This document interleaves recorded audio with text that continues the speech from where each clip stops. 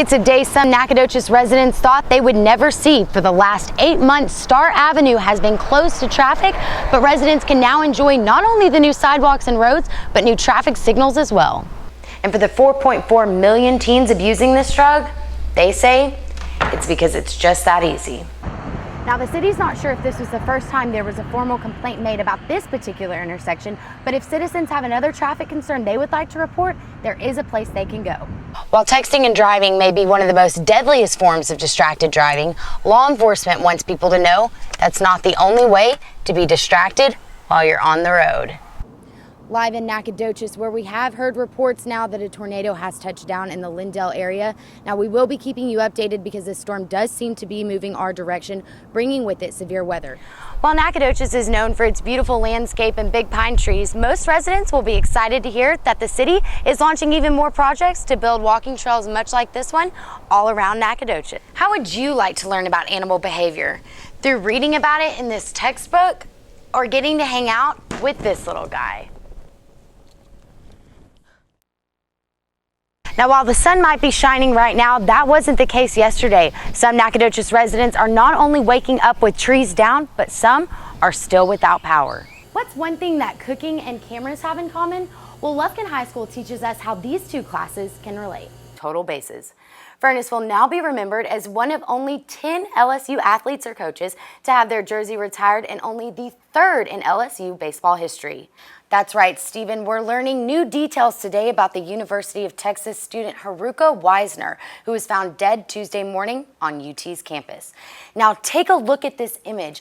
A teenager who was accused of shooting 2 students with a rifle outside of a high school prom in Antigo, Wisconsin, has died. But SFA's education program is finding new ways to keep students engaged while making learning fun for everyone. Welcome back, East Texas. I'm your sports director, Hunter Sowards, and right now on Nacogdoches, let's take a look at everything that happened this past week in sports.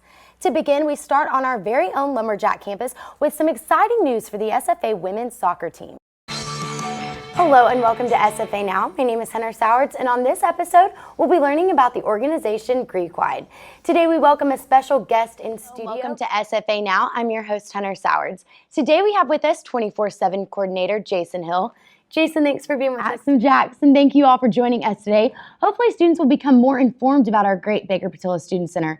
I'm your host, Hunter Sowards, and this has been another episode of SFA Now. We'll see you next time. And what began as an argument over a pack of cigarettes between father and son has left one dead and another in the hospital. It happened here overnight in the Jungle Village subdivision on Elephant Walk Road in Trinity County. There's no way this is happening. This has got to be a dream. It was a pinch me moment for Kemp High School senior Alicia Palmer, who ended her shift at Maybank's Italian restaurant with a huge surprise. He turned over the receipt and I kind of just stood there just wide-eyed. A surprise that will put her one step closer to achieving her goal of graduating college. And I just started crying, and I'm in the middle of the restaurant. A man who wishes to remain anonymous overheard Palmer telling the table next to his about her plans to work her way through college. He decided to invest in her future by leaving a shocking $1,000 tip.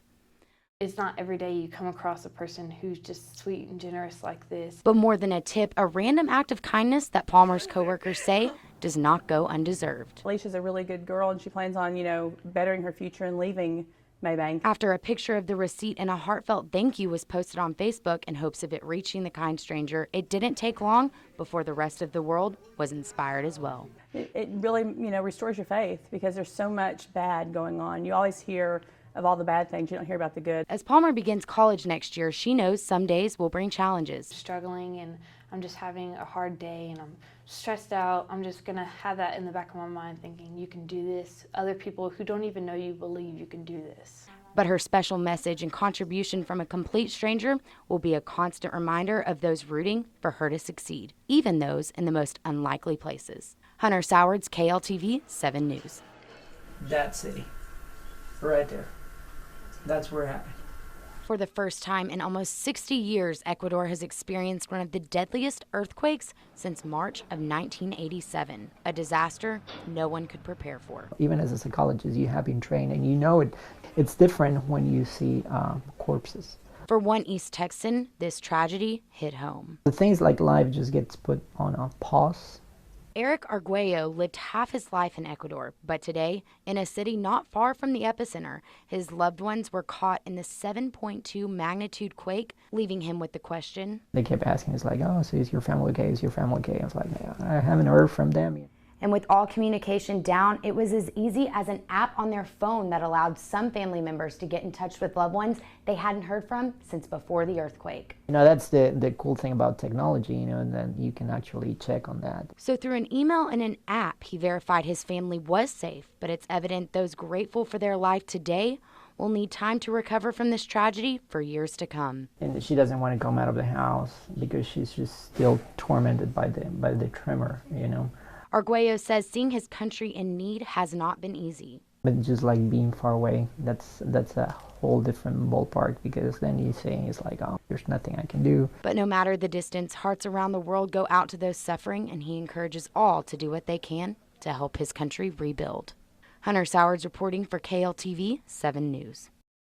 They told me she wouldn't see 2016, and she lived to see April 26, 2016. So I mean, she was a miracle. Pache Williams, the 12-year-old with an unforgettable smile, is something definitely special about her. and an even more unforgettable message for the world. Take away the cancer aspect and you would feel the same way about her. Every time you would see her, you would just want to, you know, be happy. Positive attitude on her smile. Even she was going through pain, she would still smile. Pache began her fight against cancer May 3rd, 2013, and for almost 3 years, everyone that knew her said she lived a life of courage, faith, and positivity. She didn't complain. She didn't. Every time Pat say, "How are you?" "I'm good. I'm good." A constant reminder that happiness is a choice, and despite her condition, her mother saw her make that choice every single day. She taught me just how to be strong, how to fight.